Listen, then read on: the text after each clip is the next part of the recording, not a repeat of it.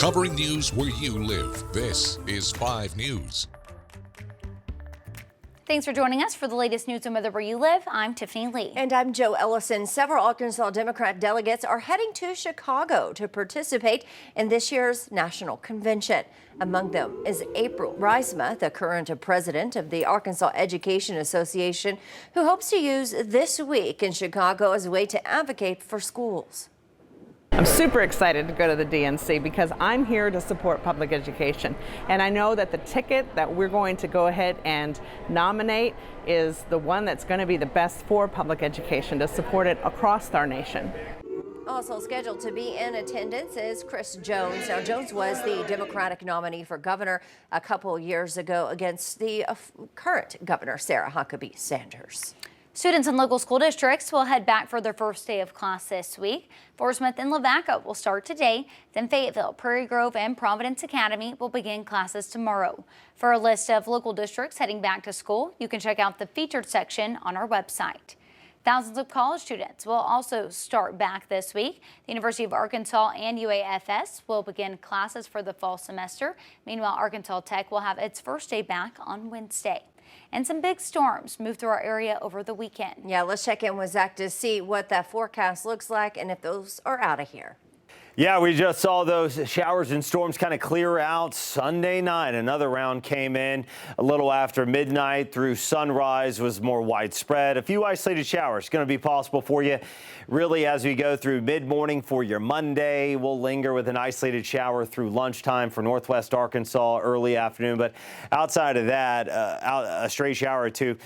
We're going to be looking at plenty of sunshine mixing in with cloud cover. We are heading into a cooler pattern here over the next couple of days. Still a little heat and humidity here for us for your Monday, but we're starting to see some changes. Little east-northeast wind coming in today. 80s northwest Arkansas, upper 80s, low 90s. Muggier air just off towards the southwest of us.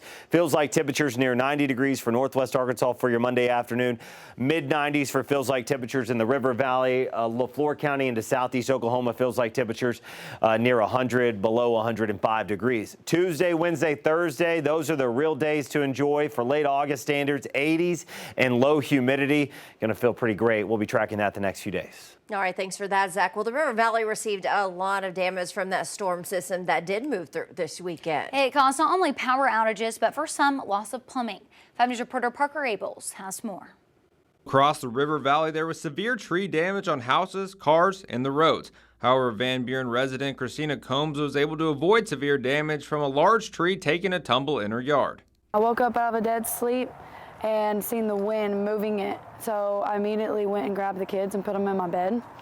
And next thing I know, probably about a split second later, we heard a big boom. And the ground shook and shook the house.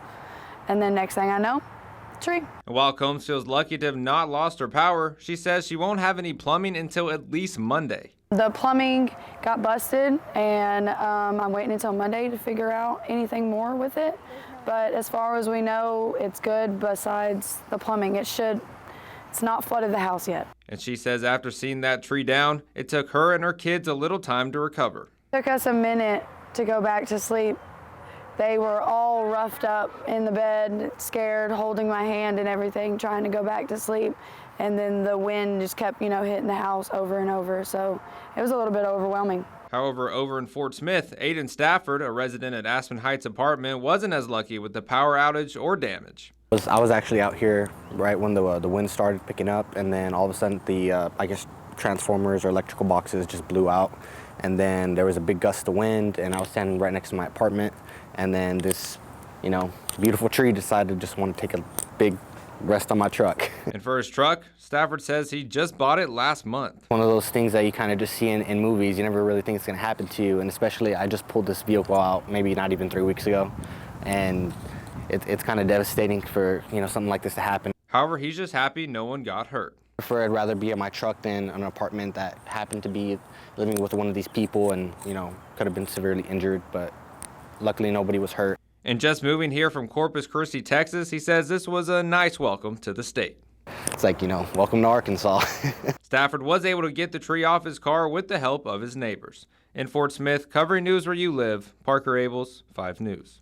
Well, with these storm systems, thousands of people across the state of Arkansas were without power, and even waking up Monday morning, several hundred in our area as well. Well, thank you for joining us here for the latest news and weather where you live. You can find us back here tomorrow for more. Have a great day.